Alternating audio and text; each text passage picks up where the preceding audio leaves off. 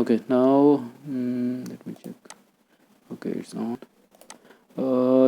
अगला स्टेप था ड्राफ्ट का, एंड इसके बाद हम सरफेसिंग पे मूव करेंगे। एंड सरफेसिंग के बाद हम सीधे सीधे कुछ रियल वर्ल्ड ड्राइंग्स वगैरह, ताकि कॉन रॉड अगला टारगेट कुछ ऐसा रहेगा चीज़ बनाने का। कॉन रॉड का मैकेनिकल से कनेक्टिंग रॉड का नाम सुना?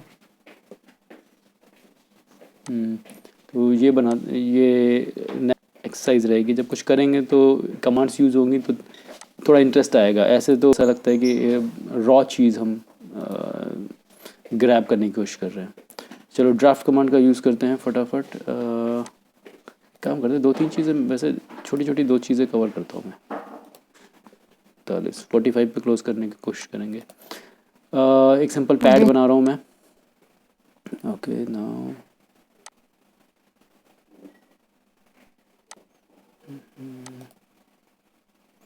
ये पॉलीगॉन में बहुत सारे ऑप्शंस रहते हैं। मेरे को लग रहा है इनमें से कुछ कुछ ऑप्शंस का मैंने यूज़ किया है।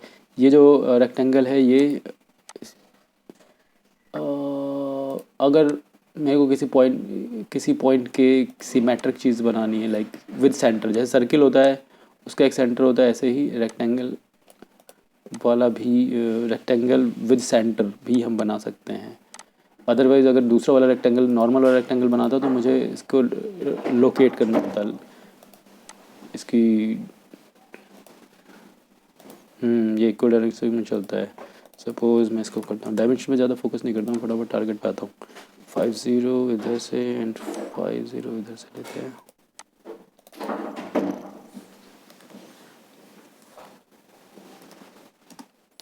Okay now get out of this command. इसको ले लेते हैं 60। एक और चीज़ है यहाँ पे, जो पैड है ना, पैड की एडवांस वर्जन्स हैं, जैसे कि ये वाला ड्राफ्ट एंड फिलेटेड।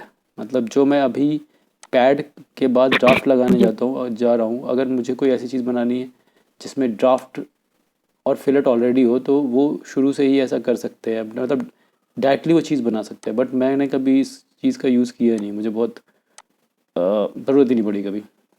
तो अगर फ़िलहाल मैं जो ड्राफ्ट की बात कर रहा हूँ, ड्राफ्ट कमांड कैसे यूज़ होती है, मान लो मेरे पास कोई एक, ये कैसा भी सेगमेंट हो सकता है, कैसा भी ज्योमेट्री हो सकती है, सिलेंडर हो सकता है, रेक्टेंगल या कोई भी, मैं किसी एक फेस को भी ड्राफ्ट दे सकता हूँ। ड्राफ्ट इन द सेंस ये टेपर, ठीक है। तो ओके, तो मेरे को जब ड्राफ्ट कमांड लूँगा तो सबसे पहले पूछेगा किस डिग्री, तो बाद में चेंज कर दें, किस फेस को ड्राफ्ट देना है मेरे को। सपोज इस फेस को ड्राफ्ट देना है, मैं ये चाहता हूँ ये फेस टेपर्ड हो जाए, ठीक है।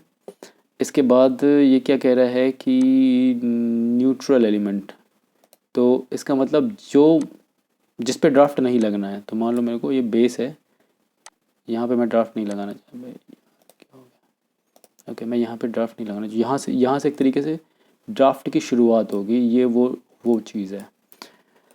ओके, तो प्रीव्यू करते हैं।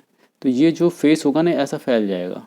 अब मैं इसको अगर अदर डायरेक्शन में चाहता हूँ तो इसको माइनस कर दूँ, माइनस, ठीक है। ये ऐसा हो जाएगा। एक बार करके भी देख लेते हैं। इसने क्या किया, इस फेस को ऐसे मोड़ दिया, rather than creating a pocket, कि मैं ऐसा वेज शेप का एक पॉकेट बनाऊँ और उसको काटूँ। और उसमें कई बार कॉम्प्लिकेशंस भी होते हैं। अगर मान लो ये सर्कुलर होता, या जब बहुत सारे फेसेस होते हैं आसपास, तो ये वो पैड करना या पॉकेट करना इतना इजी नहीं होता। ये ड्राफ्ट मेरी मर्ज़ी है, मैं इसको बढ़ा सकता हूँ, इसकी चलो बड़ा करते हैं 20 डिग्री ड्राफ्ट, माइनस के लिए प्लस करता हूँ, तो ये कुछ ऐसा हो जाएगा, ठीक है। ये फेस बाहर को चला जाएगा। तो ये एक टाइप का ड्राफ्ट है। इसके अलावा, एक मिनट, डिलीट, 44.5, 1 मिनट बचा है।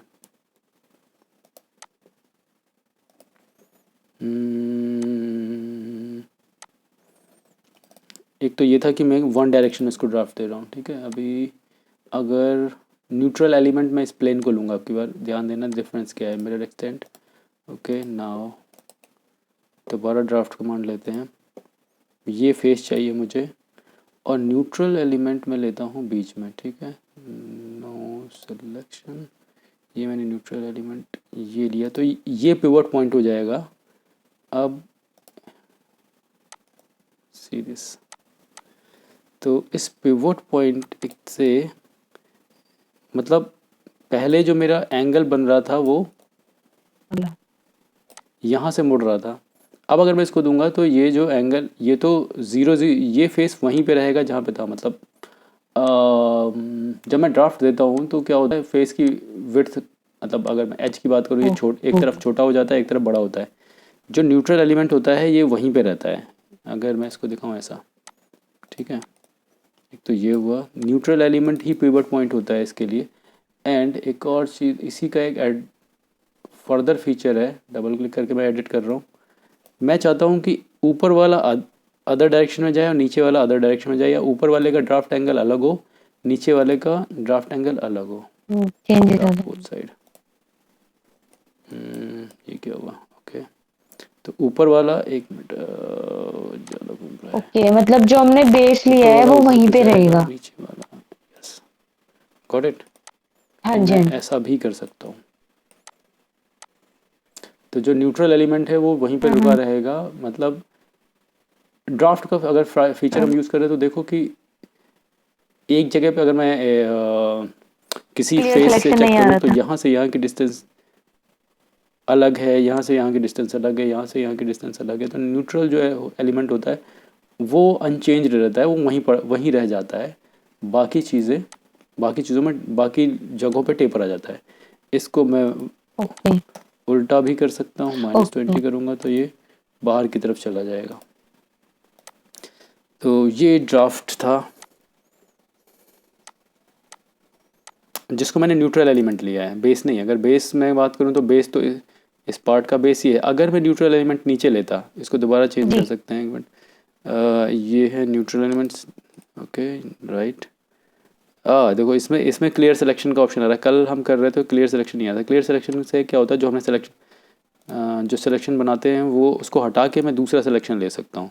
मान लो मैं इसको न्यूट्रल एलिमेंट बनाता हूँ तो ये वाला जो है ये इसकी विड्थ अनचेंज रहेगी, हाँ या ये एलिमेंट यहीं पे रह जाएगा और जी, बाकी पूरा। ड्राफ्ट जो बचा हुआ हिस्सा है उसके ऊपर लगेगा, लाइक दिस, ओके। जी।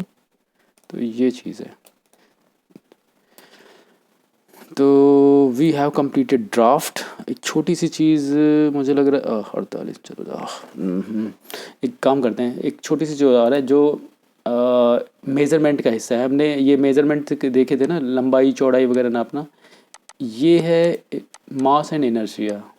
तो अगर मेरे को किसी चीज़ का वेट या मास निकालना है, इसकी बहुत ज़्यादा ज़रूरत पड़ती है। जब चाहे कोई फ्रेशर हो चाहे कोई भी हो, सभी को मास तो किसी को भी निकालना पड़ सकता है। वेट, जैसे आपने जो मॉडल बनाया उसका वेट कितना है, क्योंकि डिज़ाइन के बाद, मॉडल बनाने के बाद अगला स्टेप है उसको प्रोड्यूस करना है, तो उसकी कॉस्ट चाहिए होगी। कॉस्ट के लिए उसके जो जो मटेरियल्स यूज़ हुए हैं उनका वेट चाहिए होगा। तो सपोज़ ये एक वेज शेप का पार्ट है, इसको इसकी आपने ड्राइंग बना दी, तो ड्राइंग पे इसका वेट डालना पड़ेगा। तो मास क्या होता है, mass is equal to D V, ठीक है। M is equal to D V पड़ा होगा ना, mass is equal to density into volume, ठीक है। तो हमने जब ये क्लिक किया तो यहाँ पे वॉल्यूम आ गया। अब मुझे यहाँ पे डेंसिटी पुट करनी पड़ेगी। सपोज़ अगर मैं इसको लेता हूँ स्टील, तो 7.85 स्टील की डेंसिटी है, ठीक है, होती है ये। कुछ चीज़ों की डेंसिटी याद करनी पड़ेगी। तो इसका अगर ये जो इतना बड़ा जो ब्लॉक है, इसका वेट है 3383.58 ग्राम्स, ठीक है। तो आपने इस तरीके से इसका वेट निकाल लिया। तो आज हमने सीखा है वेट निकालना या मास निकालना और ड्राफ्ट फीचर, ठीक है। आज का इसको एंड करते हैं।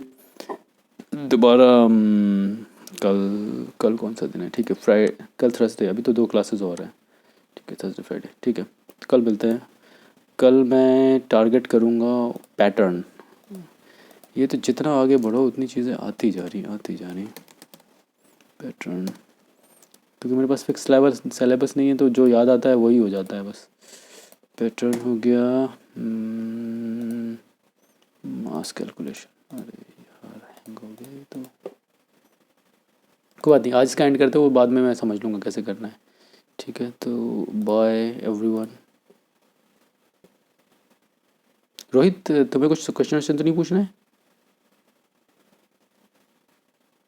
ओके, ठीक है, एंड करते हैं, बाय।